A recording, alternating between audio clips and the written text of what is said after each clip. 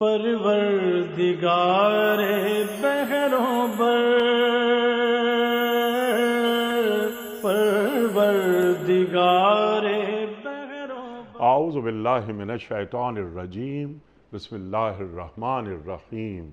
ان اللہ وملائکتہ یصلون علی النبی یا ایہا الذین آمنوا صلوا علیہ وسلموا تسلیما۔ اللہم صل علی سیدنا و نبینا و شفیعنا و مولانا محمد وعلی آل محمد وبارک وسلم۔ محترم خواتین و حضرات، السلام علیکم۔ پیام صبح کے ساتھ ایک بار پھر حاضر میں ہوں آپ کا میزبان انیق احمد۔ جمعہ اور ہفتہ 2 دن سوال و جواب کے لیے ہوتے ہیں، آپ کے سوالات اور ہمارے ملک کے ایک ممتاز مفتی صاحب کے جوابات قرآن و سنت کی روشنی میں۔ یہ 2 دن ہم نے رکھے ہوئے ہیں سوال و جواب کے لیے، خاص طور پر وہ اس لیے کہ بعض اوقات ہمارے ذہنوں میں کچھ ابہام پائے جاتے ہیں، کچھ مسائل کا حل ہمیں مل نہیں پاتا، خاص طور پر ہمارے نوجوان کنفیوزڈ ہوتے ہیں اور وہ چاہتے ہیں کہ ان کے مسائل کا حل ان تک پہنچے، تو کسی صاحب نگاہ، کسی صاحب ذکر کے سامنے بیٹھنے کی ضرورت ہوتی ہے۔ فَاسْأَلُوا أَهْلَ الذِّكْرِ إِن كُنتُمْ لَا تَعْلَمُونَ، سوال کرو اہل ذکر سے اگر تم نہیں جانتے۔ قرآن کریم فرماتا ہے تو ہم ایک اہل ذکر کو مدعو کرتے ہیں، وہ تشریف لاتے ہیں اور آپ کے اور ہمارے سوالات ان کی خدمت میں ہم پیش کرتے ہیں۔ کچھ سوالات ہم پاکستان کے مختلف شہروں میں کھڑے ہو کر تیار کرتے ہیں، ان ویڈیو کوئسچنز کو بھی ہم محترم مفتی صاحب کی خدمت میں پیش کرتے ہیں۔ آج کے ہمارے معزز مہمان محترم مفتی ارشاد احمد اعجاز صاحب۔ خواتین و حضرات، مفتی ارشاد احمد اعجاز صاحب ہمارے ملک کا ایک نمایاں نام، ایک مقبول اور معروف نام،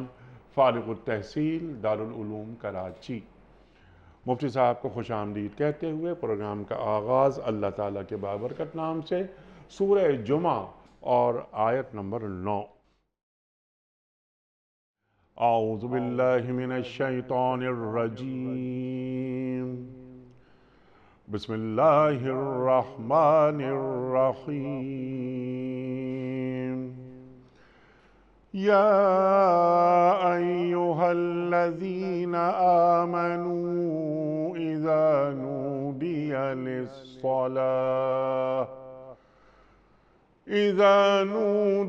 للصلاة من يوم الجمعة فاسعوا إلى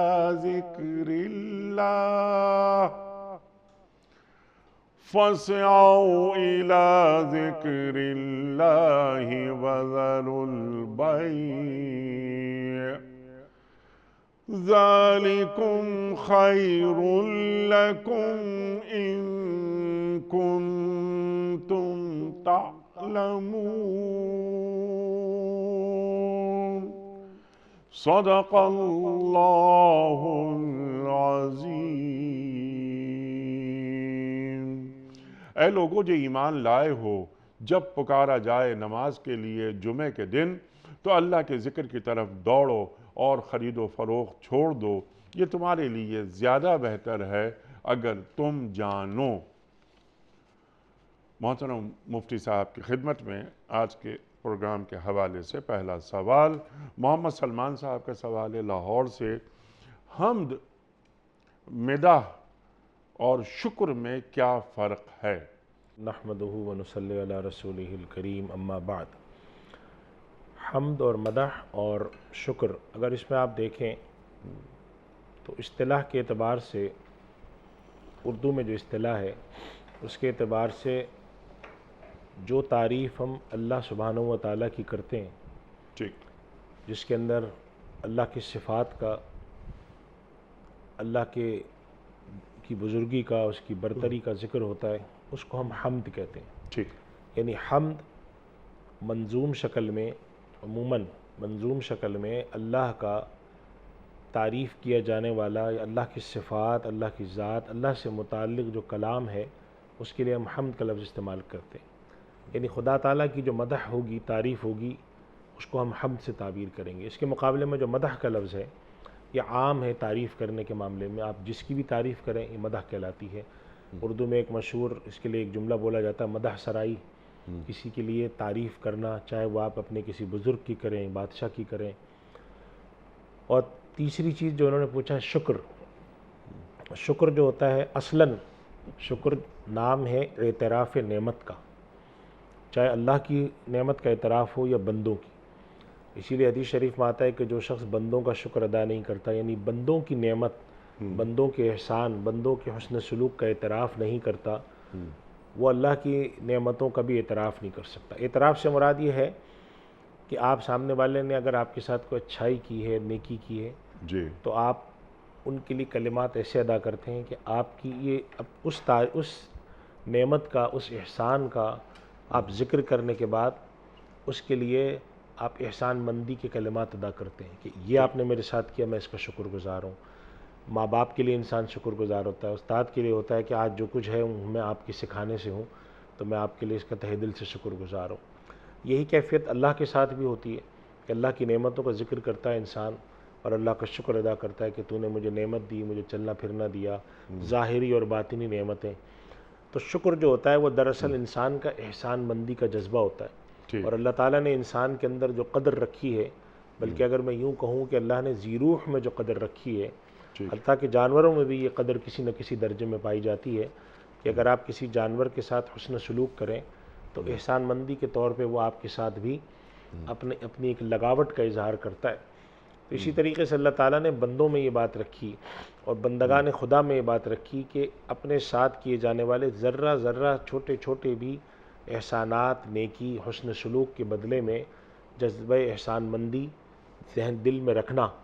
اور پھر اس کا اظہار کرنا۔ یہ شکر کے جو 3 درجے ہیں، دل سے ہوتا ہے، زبان سے ہوتا ہے، عمل سے ہوتا ہے۔ جی تو شکر سے مراد خاص طور پہ کسی احسان کا ذکر کر کے اور اس کے حوالے سے جذبہ احسان مندی کا اظہار کرنا، جبکہ حمد جو ہے وہ اللہ کے حوالے سے ایک عمومی تعریف ہے۔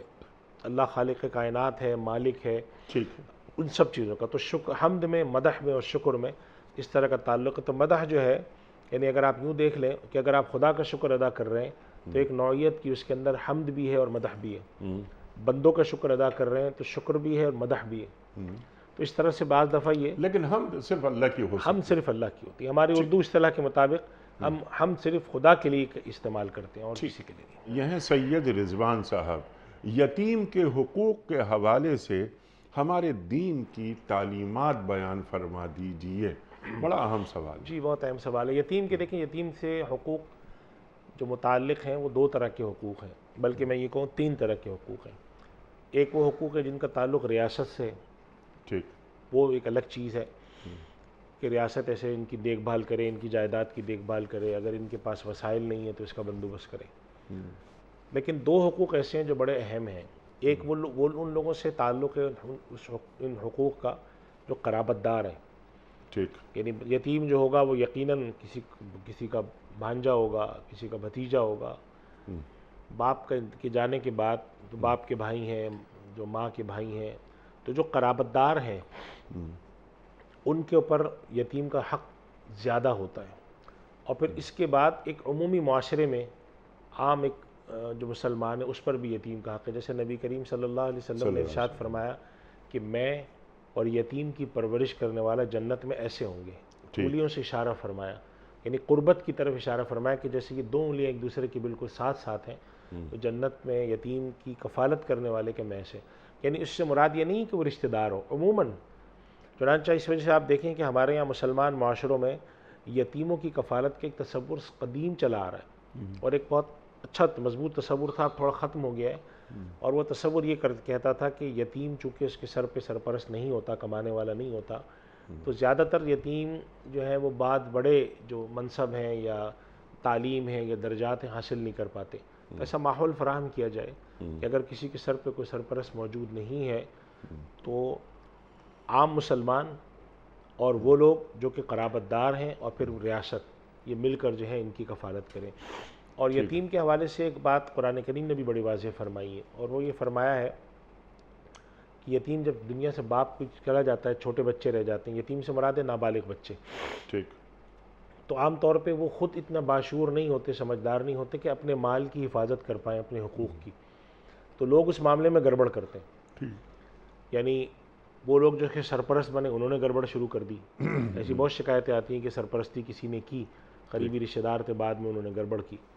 تو قرآن کریم میں سورۃ النساء میں اللہ تعالیٰ نے 2-3 آیات اس حوالے سے واضح طور پہ بیان فرمائی ہیں، اور یہ بات صاف فرماتی ہے کہ اگر کوئی شخص یتیم کی کفالت اور سرپرستی کر رہا ہے اور وہ صاحب حیثیت ہے، غنی ہے، اپنا گزر بسر کر سکتا ہے، تو اس کو چاہیے کہ وہ یتیم کی کفالت کا خرچہ نہ لے. لیکن اگر وہ شخص خود مستحق ہے، ضرورت مند ہے، معاشی طور پہ مستحکم نہیں ہے، تو پھر اس معروف طریقے سے وہ خرچہ لے سکتا ہے. اس کا فقہاء نے ذکر کیا کہ قاضی بھی اس کا خرچہ مقرر، یعنی کہ حکومت اس کا خرچہ مقرر کر دے کہ یتیم بچے ہیں، ان کے پاس مال و جائیداد بہت ہے، لیکن چونکہ چھوٹے ہیں، سمجھدار نہیں ہیں، تو فلاں صاحب ان کی کفالت کریں گے اور ان کو اسی میں سے 50,000 روپے مثلا دیے جائیں گے، تو وہ ان کی دیکھ بھال کریں. اور اس کے علاوہ تیسری بات جو قرآن کریم اس میں فرمائی اللہ سبحانہ و تعالیٰ نے، بڑی خطرناک بات ہے. وہ فرمایا کہ اگر جو لوگ یتیموں کا مال ہڑپ کرتے ہیں جی تو وہ اپنے پیٹ میں جہنم کی آگ بھرتے ہیں، اور قیامت کے دن وہ جہنم میں داخل ہوں گے. تو یہ ایک بڑی اہم بات ہے کہ یتیم کے مالی حقوق کا بھی تحفظ ہوگا، اس کے سماجی حقوق کا بھی تحفظ ہوگا، اور معاشرتی طور پر جو یتیم یا اس طرح کے لوگ پیچھے رہ جاتے ہیں اس کا بھی بندوبست کیا جائے گا کہ اس کے اندر مثال کے طور پہ تعلیم میں کمی نہ رہ جائے، تربیت میں نہ رہ جائے، جذبہ خود اعتمادی میں کمی نہ ہو، بالکل پیچھے نہ رہ جائے، اپنے آپ کو تنہا محسوس نہ کرے. یعنی کہ سماج کے اندر، معاشرے کے اندر اس کو بالکل گھل ملا کے رکھنا، اس کی تعلیم کا، اس کی تربیت کا، اس کی سرپرستی کرنا، خیال رکھنا. اگر کوئی شخص ایسا کرتا ہے تو اس کی جنت میں داخلے کے لیے یہ بہت ہے. اس لحاظ سے اللہ سبحانہ و تعالیٰ نے جو یتیموں کا معاملہ رکھا ہے کہ اگر مالی سرپرستی کر رہے ہو تو حفاظت کرو، اور اگر کوئی شخص اپنے آپ کو یتیموں کی سرپرستی کر کے اس طرح سے جنت میں لے جانا چاہتا ہے تو بہت آسان نسخہ اللہ کے نبی صلی اللہ علیہ وسلم نے فرمایا کہ جنت یتیموں کی کفالت کرو، سرپرستی کرو، جنت میں میرے ساتھ ایسے ہونا. اس لحاظ سے یتیموں کے حقوق کے حوالے سے دین بڑا واضح ہے، ان کی تربیت کے حوالے سے بھی، معاشرے کے طور کے لیے بھی، قریبی رشتہ داروں کے لیے بھی، اور ریاست کے لیے بھی، کہ یہ سب مل کر یتیم ہیں یا نادار ہیں کوئی لوگ ہیں تو ان کی وہ حفاظت کریں. اسی لیے اللہ کے نبی صلی اللہ علیہ وسلم نے ایک ارشاد فرمایا مدینہ منورہ میں جب معاشی حالات اچھے ہو گئے تھے، آپ صلی اللہ علیہ وسلم نے فرمایا کہ جو شخص اس حالت میں مرتا ہے کہ اس کے پاس مال و جائیداد ہے تو وہ سب اس کے ورثاء کا، اور اگر کوئی اس حالت میں مرتا ہے کہ اس کے پاس مال و جائیداد نہیں ہے لیکن اولاد اس کی بہت رہ گئی ہے، ان کا بوجھ ہے، تو وہ مجھ پر ہے. جی، یعنی ریاست ہم اٹھائیں گے اس کا بوجھ. تو اب بدقسمتی سے معاملات ہمارے ایسے اب رہے نہیں ہیں، لیکن اصلاً ریاست، قریبی رشتہ دار اور عمومی مسلمان، ان تینوں کا ایک مجموعی طور پہ یہ ہونا چاہیے کہ نہ صرف یہ کہ اس کی کفالت بلکہ اس کی تعلیم و تربیت، اور معاشرے کے اندر اس کا سماجی مرتبہ ایسا رکھنا کہ لوگ اس کو یہ نہ کہیں تو بیچارہ ایسے ہی ہے، فقیر ہے، یتیم ہے. اسے یہ احساس ہی نہیں ہونے دیا جائے کہ اس کے والد دنیا میں نہیں رہے. بالکل، یہ ہے اس کا اصل حق جو کہ اللہ اکبر، اللہ اکبر، اللہ اکبر. تو ریاستیں یعنی ہماری امت میں، یہ جو امت محمد صلی اللہ علیہ وآلہ وسلم، تو ہمارے پاس بھی یعنی ریاست کی سطح پر اس کی دیکھ بھال، یہ ذمہ داری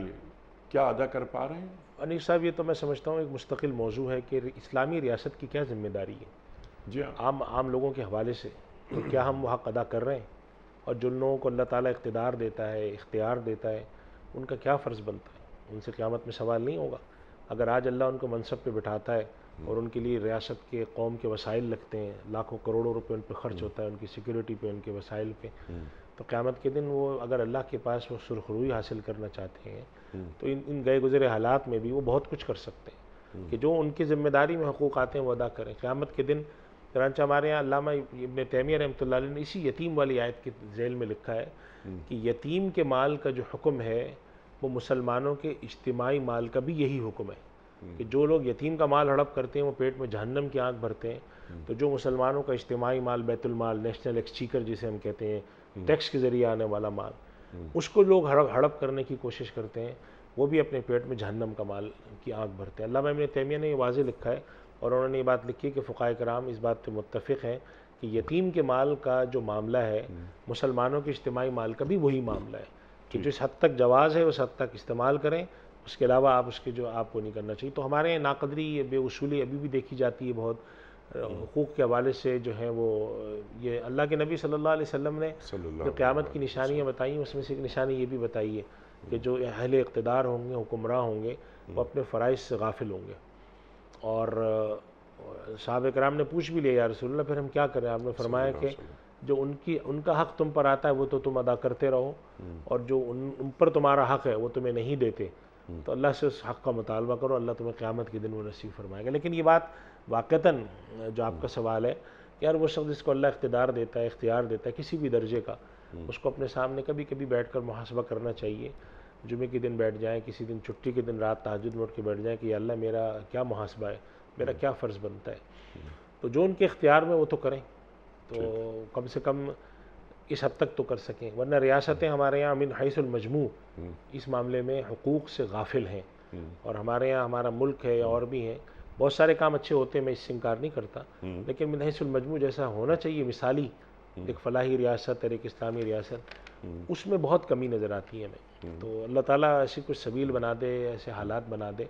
اس کے بہت سارے اسباب ہیں، یہ نہیں میں یہ کہوں گا کہ جو لوگ آ کے بیٹھے ہیں ان کے لیے 100% کرنا ممکن ہے۔ مسائل ہیں، بہت مشکلات ہیں، بین الاقوامی ہیں، ملک کے معاشی حالات ہیں، بدعنوانی ہے، بد انتظامی ہے، سیاسی عدم استحکام، بہت سارے وسائل۔ لیکن یہ ہے کہ ہم یہ باتیں ساری اپنی جگہ، لیکن ایک من حیث المجموع اگر ہم سے کوئی پوچھے کہ کیا ہمارا معاشرہ ایک مثالی اسلامی معاشرہ ہے، یہ چلے مثالی اسلامی معاشرے کو چھوڑ دیں، مثالی انسانی معاشرہ ہے کہ جہاں پر حقوق کا تحفظ کیا جاتا ہو، جہاں پہ لوگوں کے جان مال محفوظ ہوتے ہوں اور لوگ سمجھتے ہوں کہ اگر ہمارے ساتھ ظلم ہوا ہے تو ہمیں انصاف ملے گا۔ تو اگر معاشرے کے اندر عام لوگوں کا یہ خیال پیدا ہو جائے کہ ہمیں انصاف نہیں ملے گا تو یہ بڑی المناک صورتحال ہے۔ اور یہ فلاحی ریاست نہیں ہے، فلاحی تو بہت آگے کی بات ہے نیک صاحب، بہت پیچھے آ جائیں آپ، سافل درجے میں آ جائیں۔ یہ تو ہم بات کر رہے ہیں، اور آپ نے جو بات فرمائی وہ دینی پیراڈائم میں یہ بات آپ نے فرمائی، لیکن ذرا سے سیکولر ہو کے بھی آدمی سوچے۔ یہ کہہ رہا ہوں کہ انسانی اگر مجموعی انسانی اقدار پہ بھی چلے جائیں جی ہاں، تو اس لحاظ سے بھی ہم بسا اوقات چیزوں میں پیچھے ہیں۔ یعنی اگر ایک آدمی، اگر ہم ایک عام کراچی سے ہم یہ پروگرام کر رہے ہیں، ایک روڈ پہ نکل کے آدمی سے پوچھیں جی تمہارے ساتھ اگر کوئی زیادتی ہو جائے یہاں پر، جی ہاں، تمہارا مال لٹ جائے، تمہارے کوئی بدسلوکی کر دے، تمہیں انصاف مل سکتا ہے؟ وہ فوراً کیا کہے گا؟ اس آدمی کی کیا رائے ہوگی؟ نہیں، وہ فوراً یہ کہے گا کہ اللہ سے قیامت کے دن میں اس کا بدلہ لے لوں گا۔ بالکل عام اور حالات اگر یہی بات کسی یعنی مغربی ملک میں کسی شخص کے ساتھ ظلم ہو جائے تو وہ یہ کہے گا کہ میں آپ کو ابھی کوٹ لے کے چل رہا ہوں، کیونکہ انہیں اپنی عدلیہ پر مکمل بھروسہ یہ میں ہے۔ کہتا ہوں یہ افسوسناک بات ہے نیک صاحب، یہ جو چیز آپ بات فرما رہے ہیں نا کہ مسلمان معاشروں کی آپ تاریخ پڑھیں تو ان میں جب جنگیں ہوئی ہیں تو ان کے جو غیر مسلم مد مقابل ہوتے تھے وہ کہتے تھے تمہاری جج کے پاس چلو۔ ٹھیک، ایسے حالات پیش آئے کہ جب انہوں نے حملہ کیا تو انہوں نے کہا آپ اپنے جج کے پاس چلیں، اپنے قاضی کے پاس۔ انہوں نے کہا کہ انہوں نے کہا چلو تو صحیح، پکڑ کے لے گئے قاضی صاحب سے، جا کر انہوں نے صورتحال دشمن سنا رہا ہے مسلمانوں کے قاضی جی کہ یہ صورتحال پیش آئی ہے اور انہوں نے ہم پر ایسا حملہ کیا۔ قاضی القضات صاحب نے سنا، انہوں نے کہا کہ غلط کیا، ہم یہاں سے واپس نکلیں گے۔ وہ اب جنرل جو ہیں وہ خاموش ہو گئے، جو حکمراں تھے وہاں پر، گورنر، انہوں نے کہا بس ٹھیک ہے، اب جب قاضی صاحب کا فیصلہ ہے تو انہوں نے کہا نہیں، ہم نے جو اصول طے کیا تھا اس کے برخلاف ہے۔ تو حضرت عمر رضی اللہ تعالیٰ عنہ کا جو ایک واقعہ روایت میں آتا ہے نا کہ جب وہ زمین ایک دفعہ ہلنے لگی، زلزلہ سا آیا تو انہوں نے درہ مارا اس پر اور کہا کہ ٹھہر جائے، کیا تجھ پر عمر انصاف نہیں کرتا؟ تو اصل بات یہ ہے کہ ہمارے یہاں من حیث المجموع بہت سارے مسائل ہیں، یعنی اللہ کا شکر ہے کہ ایک مسلمان ریاست ہے اور بہت ساری خوبیاں ہیں۔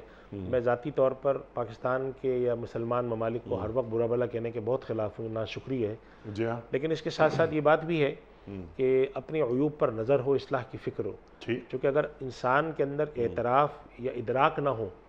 خطا کا ادراک نہ ہو، خامیوں کا ادراک نہ ہو تو اصلاح کیسے ہوگی؟ ہمیں یہ اندازہ لگانا چاہیے کہ اللہ تعالیٰ نے ہمارے اس قوم میں، ہمارے ملک میں 10 خوبیاں رکھی ہیں، 10 خامیاں بھی ہیں، ان خامیوں کو دور کرنا چاہیے۔ مثالی فلاحی ریاست، اسلامی ریاست، میں کہتا ہوں کہ وہ بہت آگے کا ٹارگٹ ہے۔ ہم بالکل ابتدائی جو بنیادی خد و خال ہوتے ہیں نا اس کی حفاظت کر کے پھر آگے بڑھیں۔ اگر ہم ان کی حفاظت نہیں کر پاتے تو پھر یہ سوالات آتے ہیں، لوگوں کو انصاف کیسے ملے گا، یتیموں کا حق کیسے ہوگا؟ تو افسوسناک بات ہے۔ اور اس میں کنیز صاحب سب سے جو خطرناک بات ہے وہ یہ ہے کہ اگر ہم اقوام عالم کی تاریخ پڑھیں تو اللہ تعالیٰ کی لاٹھی جسے ہم کہتے ہیں نا کہ اللہ کے یہاں دیر ہے اندیر نہیں، اس کی لاٹھی بھی آواز ہے۔ جب ایک معاشرے میں یہ چیزیں حد سے زیادہ بڑھ جاتی ہیں تو پھر اللہ کیا ایک فیصلہ جو ہے اور اللہ کی لاٹھی حرکت میں آتی ہے، اور پھر یہ تک ہوا ہے کہ بعض قوموں سے حکومتیں لے کر دوسروں کو دی گئیں، جی ہاں، پوری قومیں اجڑی ہیں، اور جب آپ ان کے احوال جا کے پڑھتے ہیں تو معلوم ہوتا ہے کہ اس میں طوائف الملوک کی ناانصافی اور یعنی جسے کہتے ہیں حقوق کا استحصال بہت بڑھ گیا تھا، چلتا رہا 25-50 سال چلتا رہا، لوگ بے فکر بیٹھے رہے، تو پھر اللہ کے یہاں دیر ہوئی، اور ہم ایک پروگرام میں اس پر ایک دفعہ بات ہوئی بھی ہے کہ اللہ تعالیٰ کے یہاں تاخیر بعض دفعہ اتنی ہوتی ہے کہ قرآن کریم میں انبیاء کے بارے میں بھی آ گیا، حتیٰ اذا استیأس الرسل وظنوا انہم قد کذبوا، یعنی کہ بعد دفعہ اللہ تعالیٰ نے اتنی ڈھیل دی کہ انبیاء کرام تک کے دل میں آ گیا کہ خدا جانے اللہ کی طرف سے کچھ پکڑ آئے گی بھی یا نہیں آئے گی۔ تو یہ بات ہمیں ذہن میں رکھنی چاہیے کہ اگر ہم مستقل بنیادوں پر ایک نظام ظلم کو چلنے دیں اور اللہ تعالیٰ اس پر کوئی پکڑ نہیں کر رہا، تو یہ مطلب نہیں ہے کہ وہ کوئی آپ کو بالکل ہی کھلی ڈھیل مل گئی ہے۔ کھلی ڈھیل تو بڑوں کو نہیں ملی، نمرود اور فرعون کو نہیں ملی، تو کیسے مل جائے گی؟ ہاں یہ ہے کہ پھر جب خدا کی پکڑ آتی ہے تو قرآن کریم میں ایک اور بات سے ہمیں وثق ڈرایا، واتقوا فتنة لا تصیبن الذین ظلموا منکم خاصہ، دیکھو اللہ کی طرف سے آنے والی ایسی پکڑ اور ایسی آزمائش سے ڈرو کہ جب وہ آئے تو پھر صرف ان تک نہیں رہے گی محدود جن لوگوں نے تم میں سے ظلم کیا ہے، جو مجرم ہیں، یعنی بعض دفعہ اللہ کی طرف سے اجتماعی پکڑ آتی ہے، جیسے بغداد اور ان سب کے حالات پڑے ہندوستان کی تقسیم کے وقت، جی ہاں، تو ایسے حالات ہوئے ہیں کہ بے گناہ معصوم سب مرے، گیہوں کے ساتھ گھن بھی پس جاتا ہے۔ اللہ تعالیٰ نے قرآن کریم میں تنبیہ فرمائی ہے کہ دیکھو ایسے اللہ کے عذاب سے ڈرو بھی، اللہ کا عمومی دستور یہ نہیں ہے، لیکن جب اللہ کی طرف سے بعض دفعہ جب پکڑ سخت ہوتی ہے تو پھر ہمارے سامنے تاریخ میں اقوام عالم کی تاریخ رکھی ہے کہ پھر جب وہ جسے کہتے ہیں کہ ایک آتا ہے تو جب جھاڑو پھرتی ہے تو اس میں گناہگار بے گناہ کوئی تفریق نہیں ہوتی، پھر اس کے بدلے میں اللہ تعالیٰ قیامت میں چونکہ ہمارا تو عقیدہ ہے کہ اصل دنیا تو بعد میں ہے، تو اللہ تعالیٰ اس کے بدلے میں وہاں پر ان کو اس کا مداوع کر دیں گے۔ تو اس وجہ سے ہمیں یہ دیکھنا چاہیے کہ اگر ہماری اجتماعی طور پر ہماری کیفیت، ہمارے معاملات، اور پھر صرف حکومت کی ہم بات نہ کریں، ریاست پر ہم چلے جاتے ہیں اور ریاست پہ تنقید کرتے ہیں، ہمارے انفرادی معاملات کیسے ہیں، مالی معاملات کیسے ہیں، ان میں خرابی کیسی ہے، دھوکہ دینا ہمارے یہاں جو ہے کمال سمجھا جاتا ہے، اگر ایک آدمی بر وقت پیسے کی ادائیگی کر دے تو لوگ اس کی تعریف کرتے ہیں، اس کو سرٹیفکیٹ دیتے ہیں، اگر آپ کہیں پر کوئی امانت بھول جائیں اور آپ تک صحیح طرح سے پہنچ جائے تو لوگ آپ کو ہار پہناتے ہیں، حالانکہ کوئی ہار پہنانے کی بات نہیں ہے، لیکن یہ چیز اتنی عنقا ہو گئی ہے، اتنی ریئر ہو گئی ہے کہ لوگ سمجھتے ہیں کہ اگر کوئی آدمی امانت ہم تک صحیح معنوں میں پہنچانے آ گیا ہے تو یہ بڑا کمال کا آدمی ہے۔ اس حد تک معاشرے کے اندر جو زوال ہوتا ہے اقدار کا، یہ خطرناک ہوتا ہے، الارمنگ ہوتا ہے، اور پھر اللہ کی طرف سے بسا اوقات اس میں مشکل آتی ہے، آزمائش آتی ہے، بعد میں بیٹھ کے لوگ روتے ہیں کہ جی ہم نے کیا کیا۔ تو ہمیں چاہیے کہ ہم اس طرف جو ہے متوجہ ہوں۔ اور آخری بات میں عرض کروں کہ اللہ سبحانہ و تعالیٰ نے ایک بڑا واضح یونیورسل ایک اصول بنا دیا، ان اللہ لا یغیر ما بقوم حتی یغیروا ما بانفسہم، اللہ تعالیٰ اس قوم کی حالت نہیں بدلتا جو اپنی حالت خود بدلنے کا عزم کر کے ارادہ کر کے نہ آ جائے۔ اگر قوم نے من حیث المجموع ایک ارادہ کیا ہے کہ نہیں اب بدعنوانی، کرپشن، سب چیزیں ختم کریں گے، اجتماعی فلاح پر متوجہ ہوں گے، اگر قوم کا اجتماعی فیصلہ یہ نہیں ہے، غالب اکثریت کا یہ فیصلہ نہیں ہے، اور پھر آپ یہ توقع کریں کہ چند لوگوں کے چاہنے سے ہو جائے گا، یہ اللہ کی سنت نہیں ہے۔ جی ہاں بالکل، اور کم از کم برائی کو برائی تو سمجھیں اور کہیں اور بروں کا ہاتھ روکیں، یہ تو قرآن کریم فرما رہا ہے نا۔ اور جو لوگ برائی کو برائی نہیں سمجھتے رہے اور برائی کا اظہار نہیں کرتے رہے، ان کے ہاتھ روکتے نہیں رہے، تو ان کے لیے مسیح علیہ السلام اور داؤد علیہ السلام کی زبان سے لعنت اللہ کروا رہا ہے۔ بالکل ایسے، ٹھیک ہے نا مفتی صاحب؟ یہ تو دل میں یہ ضرور رہے یہ بات کہ یہ برا ہے اور یہ اچھا ہے، یہ خیر ہے اور یہ شر ہے، اس کے درمیان ایک تفریق ضرور رہے۔ بالکل رکنا ہمارے یہاں یہ تفریق یہ مٹتی جا رہی ہے، جو کہ بہت افسوسناک، جو کہ انتہائی افسوسناک، انتہائی کیا کہنا چاہیے کہ خطرناک بات ہے یہ۔ اب سوال آپ کی خدمت میں یہ رکھیں گے کہ سوالات بہت سارے ہیں۔ محمد صابر صاحب ہیں ملتان سے، سوال ان کا یہ ہے کہ توبہ سے حقوق اللہ معاف ہو جاتے ہیں یا حقوق العباد معاف ہوتے ہیں؟ دیکھیے حقوق اللہ اور حقوق العباد کے اندر آپ دو باتیں ذہن میں رکھیں۔ ٹھیک، پہلی بات تو یہ ہے کہ حقوق اللہ ہوں یا حقوق العباد ہوں، جن میں بعض مالی حقوق ہیں، ٹھیک، یعنی جیسے ایک شخص ہے اس نے زکوٰۃ ادا نہیں کی اور 5 سال تک زکوٰۃ ادا نہیں کی، اب اس کو خیال آیا کہ میں توبہ کروں اس گناہ سے، ٹھیک،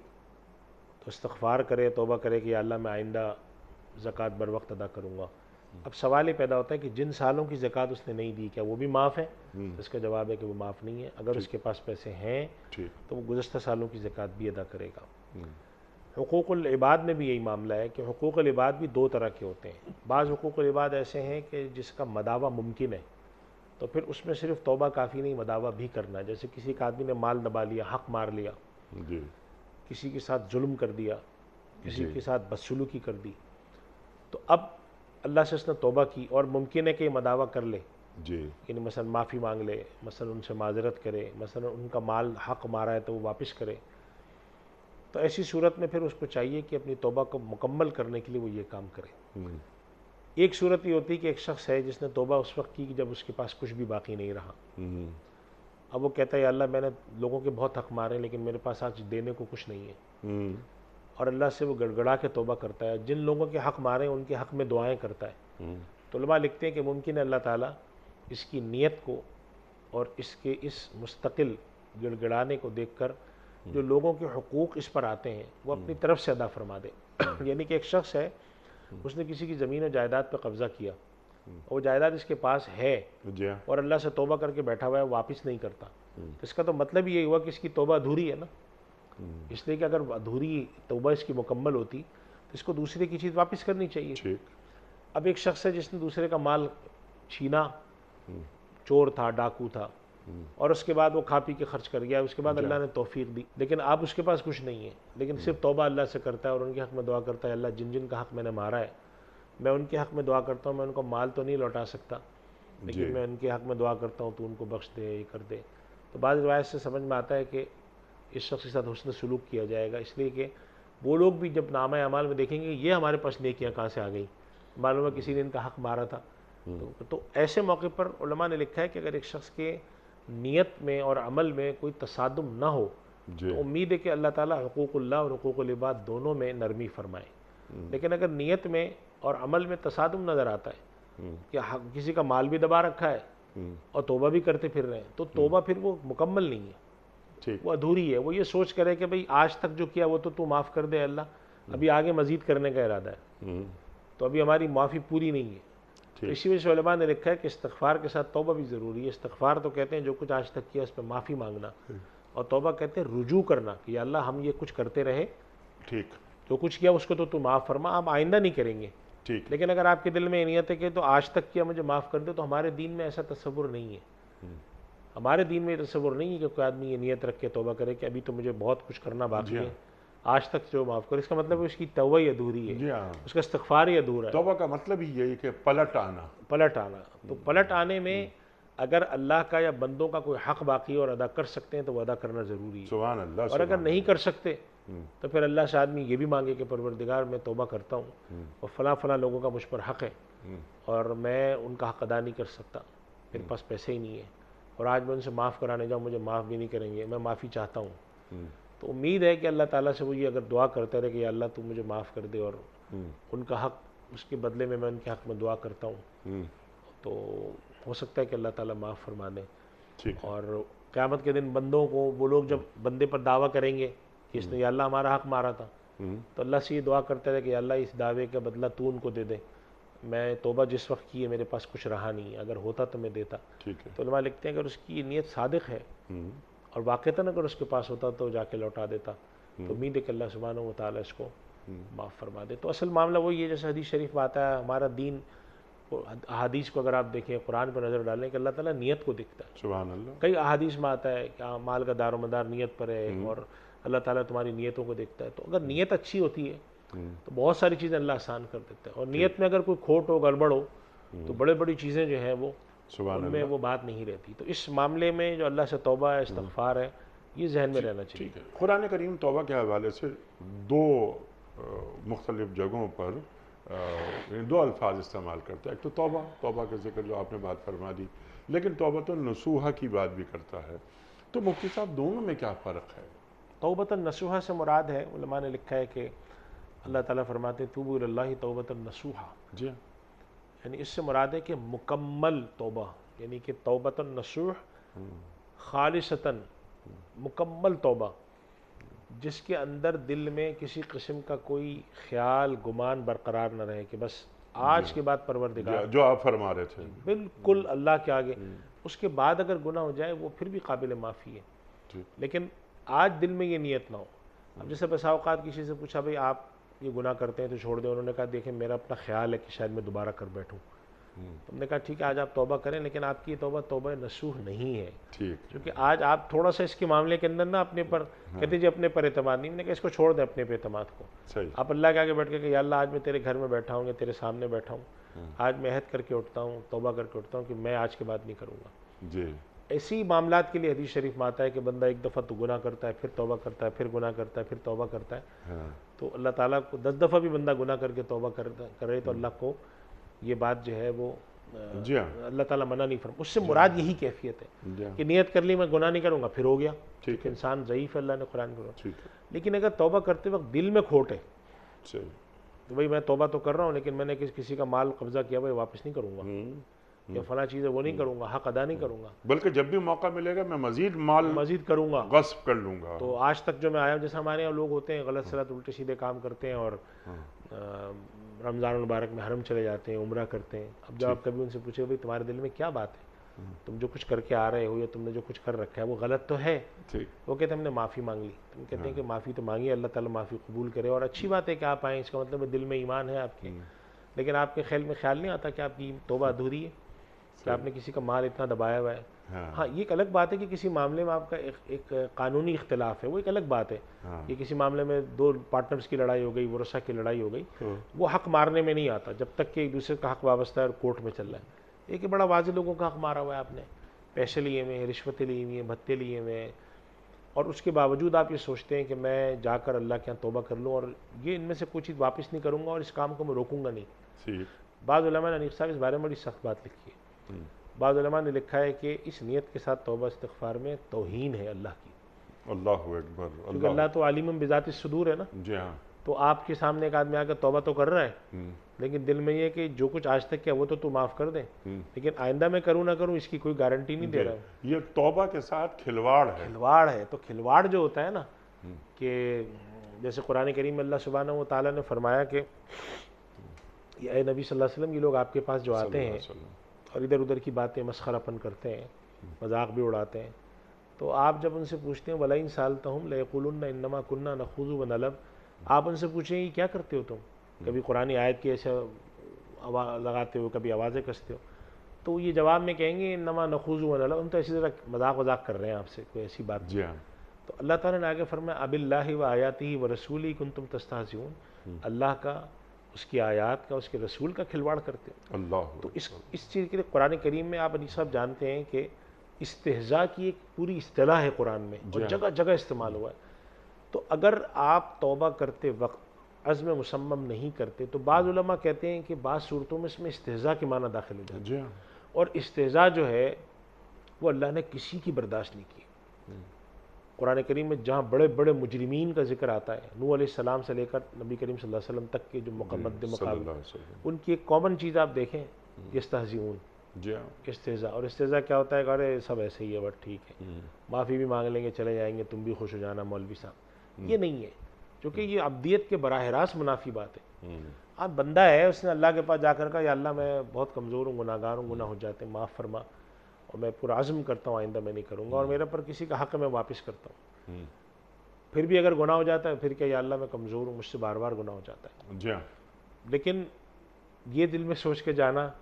کہ چلو جی آج تک جو ہوا اور میں نے جو کچھ کیا ہے وہ اللہ معاف کرنے والا ہے اور میں آئندہ کسی کو،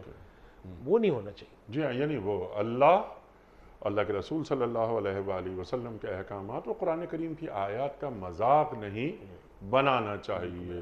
لا تتخذوا بآیات اللہ حضوا، ہزوا، جو آپ نے استہزاء کی بات کی، تو ڈرنا چاہیے اللہ سے، اللہ کے رسول صلی اللہ علیہ وآلہ وسلم سے کہ یہ کیا کر رہے ہیں ہم، یہ توبہ کا مذاق بنا لینا کیا کوئی بات نہیں، اور مال ہڑپ کر کے بیٹھ جانا، مال واپس نہیں کرنا، انسانوں کا مال مارا ہوا ہے، معافی اللہ سے مانگ رہے ہیں، نقصان پہنچایا انسان کو، معافی اللہ سے، اللہ اکبر۔ ایک سوال اور رکھتے ہیں، اس کے بعد ویڈیو کوسچنز آپ کی خدمت میں۔ یہ بھی بڑا اچھا سوال آیا ہے افضال صاحب کا. وہ یہ پوچھ رہے ہیں آپ سے کہ یہ ٹریفک قوانین کی پابندی ہم نہیں کرتے, حکومتی احکامات کی ہم پابندی نہیں کرتے, کیا یہ پابندیاں بھی دینی ذمہ داری میں آتی ہیں؟ بڑا اچھا سوال ہے. جی بڑا اچھا سوال ہے یہ. اگر ہم اپنا جائزہ لیں, بدقسمتی سے ہمارے اندر یہ بات بیٹھ گئی, چونکہ ہماری ایک تاریخ ہے بر صغیر ہند و پاک کی, جی انگریزوں کے خلاف جد و جہد کی 90 یا 100 سالہ تاریخ ہے. اس کے نتیجے میں ہماری سرشت میں یہ بات آ گئی ہے کہ حکومتی قوانین کا ماننا یہ کوئی شرعی ذمہ داری ہماری نہیں ہے. بس اگر کوئی کھڑا ہوا ہے, ہمیں پکڑے جانے کا خطرہ ہے تو مان لو. حالانکہ علماء نے اطیعوا اللہ و اطیعوا الرسول و اولی الامر منکم کی جو تشریح ہے, مفسرین نے قرآن کریم کی اس آیت کے بارے میں جو وضاحت فرمائی ہے, اس میں متعدد علماء نے یہ بات بڑی وضاحت سے لکھی ہے کہ حکومت وقت اجتماعی مصلحت کے تحت جو قوانین بناتی ہے جس میں مفاد عامہ کا لحاظ ہوتا ہے, ان قوانین کو اگر حکومت وقت لازم کرے تو اس کی اطاعت بھی لازم ہے. چنانچہ ٹریفک کے قوانین ہیں, یا اس کے علاوہ جو ہمارے یہاں تعمیرات کے بہت سارے قوانین ہوتے ہیں. اب ہمارے یہاں لوگ سمجھتے ہیں کہ ان میں کیا ہے, اگر میں نے سرخ سگنل کی بتی اگر سرخ تھی تو میں نے اگر توڑ دیا تو کیا ہوا, کوئی فرق نہیں پڑتا. یہ غلط ہے. اگر ایک قانون بنا ہوا ہے, مصلحت کے لیے بنا ہوا ہے, ہر آدمی جانتا ہے کہ یہ قانون جو ہے یہ فائدے کے لیے بنتا ہے, اس کے اندر ہونی چاہیے, لحاظ رکھا جانا چاہیے, اور اس کی خلاف ورزی کو ہم بالکل غلط نہ سمجھیں تو یہ بات بالکل غلط ہے. خلاف ورزی ایسے قانون کی جو کہ مصلحت کے لیے بنا ہو یہ درست نہیں ہے, ناجائز ہے, گناہ ہے. اور اس کے اندر دوسری ایک اور بات بھی بڑی اہم ہے, وہ یہ ہے کہ ایسے قوانین حکومت وقت کو چاہیے کہ دن بدن اور وقتاً فوقتاً جو ہے جب ضرورت ہو ایسے قوانین کو ماحول کے لحاظ سے تر و تازہ کرتے رہیں. یعنی کہ ظاہر ہے کہ کوئی قانون بنا 10-5 سال بعد اس کے اندر امینڈمنٹ کی ضرورت پیش آتی ہے. ہمارے ہاں پبلک سیکٹر جو ہمارے لا ہیں, عوام کے فائدے کے قوانین ہیں, ان کے اندر جسے ہم کہتے ہیں کہ ریویژن کہیں یا اس کی جو نظر ثانی اور اس کے اندر اضافے اور اصلاحات بہت تاخیر سے ہوتی ہیں. تو ان دونوں باتوں کا خیال رکھتے ہوئے, لیکن یہ صحیح اصل بات یہ ہے کہ اگر ایک قانون بنا ہے لوگوں کے لیے, چاہے وہ قوانین ٹریفک کے حوالے سے بنا ہو یا اور کسی حوالے سے بنا ہو, تاکہ لوگ اس کے تحت پابندی کرتے ہوئے اس کو اجتماعی نظم برقرار رکھیں, ایک دوسرے کے حق کو ضائع نہ کریں, تکلیف کا سبب نہ بنے, تو ایسے قوانین کی پاسداری اطیعوا اللہ و اطیعوا الرسول و اولی الامر منکم کے تحت داخل ہے. اور اگر کوئی شخص اس کا بار بار اس کو توڑتا ہے اور اس کی خلاف ورزی کرتا ہے تو وہ بہرحال گناہ کا مرتکب اس لیے ہے. ایک سوال یہ اٹھاتے ہیں لوگ عام طور پر, اور آپ کے پاس تو بہت سوالات اس قسم کے آتے ہوں گے مفتی صاحب کے, جو آپ نے جو آیت ابھی تلاوت فرمائی کہ اطیعوا اللہ و اطیعوا الرسول و اولی الامر منکم, یہاں پر اطیعوا اللہ کہا جا رہا ہے, یعنی اطیع کا لفظ استعمال ہوا ہے. اطیعوا الرسول, رسول سے پہلے صلی اللہ علیہ وآلہ وسلم اطیع کا لفظ آ رہا ہے اس آیت میں, لیکن اولی الامر منکم کی بات ہوتی ہے, وہاں اطیع کا لفظ نہیں ہے. اور ایک سوال وہ یہ اٹھاتے ہیں کہ اولی الامر کا اطیعوا اللہ اور اطیعوا الرسول کرنا ضروری ہے, تو کیا اس بات کو دیکھیں یہ ساری تفسیریں جو ہے نا اس آیت کی, اولی الامر سے مراد کیا ہیں, اولی الامر سے مراد حکمراں ہیں, یہ اولی الامر سے مراد اہل علم ہے, یہ ساری تفسیریں. لیکن آپ نے بھی کوٹ کیا اولی الامر کو حکمران میں کے عرض کر رہا معنی میں ہوں کہ ہمارے اس میں بہت سارے تفسیری اقوال ملتے ہیں, لیکن اس میں کوئی شک نہیں ہے کہ ہمارے یہاں مفسرین کا, علماء کا ایک بڑا طبقہ اولی الامر منکم کی آیت سے اولی الامر کے مباح احکامات میں کی تعمیل کا استدلال کرتا ہے اس آیت سے. یعنی ایسا نہیں ہے کہ ہم اولی الامر سے مراد یہاں پر لیں کہ اس سے مراد حکمراں نہیں ہے یا اہل علم مراد نہیں. بڑا علماء کا طبقہ یہ کہتا ہے کہ یہاں پر اطیعوا اللہ و اطیعوا الرسول و اولی الامر منکم کا جو عطف ہے وہ اطیعوا اللہ و اطیعوا الرسول پر ہے. یعنی مراد یہ ہے کہ اللہ کی اور رسول کی اطاعت کرو اور اولی الامر کی بھی اطاعت کرو جن کو اللہ نے اقتدار دیا ہے, اختیار دیا ہے. اور مراد اس سے یہ ہے کہ اللہ اور اس کی رسول کی اطاعت کے تابع ہوتے ہوئے ان کی اطاعت کی جائے گی. چنانچہ آپ دیکھیں نا ہمارا پاکستان کا جو دستور ہے وہ اسی آیت کا بالکل, جو ہماری قرارداد مقاصد ہے وہ اس آیت کی تشریح ہے کہ ہمارے جتنے بھی قوانین ہیں وہ اللہ اور رسول کے احکام کے تحت بنیں گے. لیکن نہیں بنیں گے تو کیا بنے ہوئے ہیں بھی کچھ کے اندر کمی ہے اور اس کے اندر ریویژن کی ضرورت ہے. بہت سارے احکام ہمارے یہاں ہیں بھی, بن چکے ہیں, لیکن جو اصل بات ہے سمجھنے کی وہ یہ ہے کہ بہت سارے احکامات ایسے ہوتے ہیں جو کہ مباح کہلاتے ہیں، مباحات کا دائرہ. میں مثال دیتا ہوں کہ اگر آپ پوچھیں کہ دین کے اعتبار سے ریٹائرمنٹ کی ایج کیا ہونی چاہیے، تو اس کا جواب یہ کہ دین نے کوئی اس کے اندر تحدید نہیں کی. اب یہ ایک اس طرح کی 85 چیزیں ایسی ہیں کہ جس کے اندر دین نے آپ کو اختیار دیا ہے. آپ اپنی مصلحت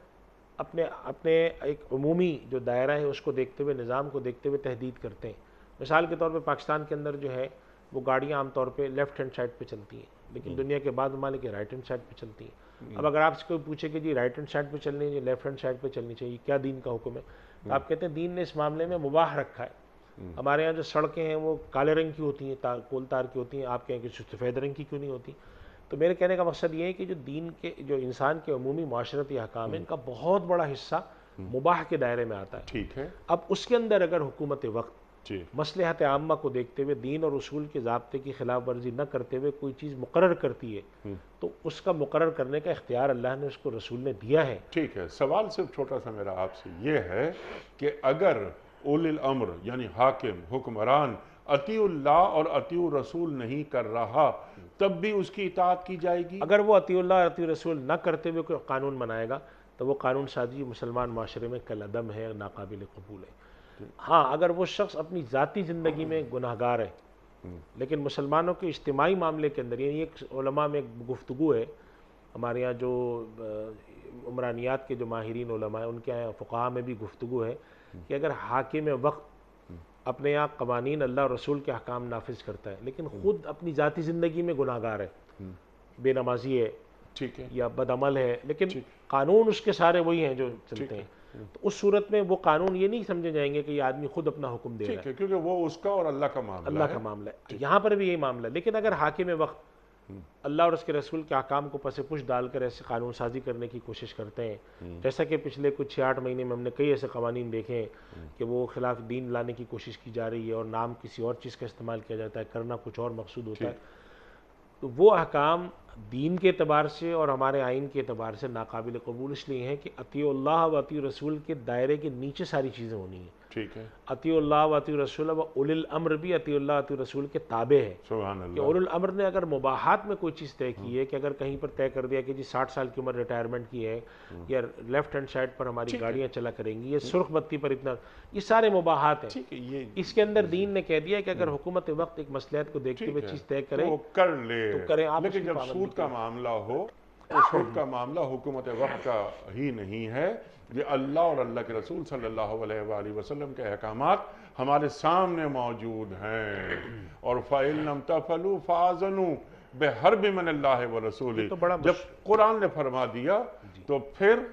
قرآن کو دیکھا جائے گا. یہ دیکھیں انیس صاحب سورۃ الاحزاب میں اللہ سبحانہ و تعالیٰ نے بڑا واضح فرما دی ہے وَمَا كَانَ لِمُؤْمِنٍ وَلَا مُؤْمِنَةٍ إِذَا قَضَى اللَّهُ وَرَسُولُهُ أَمْرًا أَن يَكُونَ لَهُمُ الْخِيَرَةُ.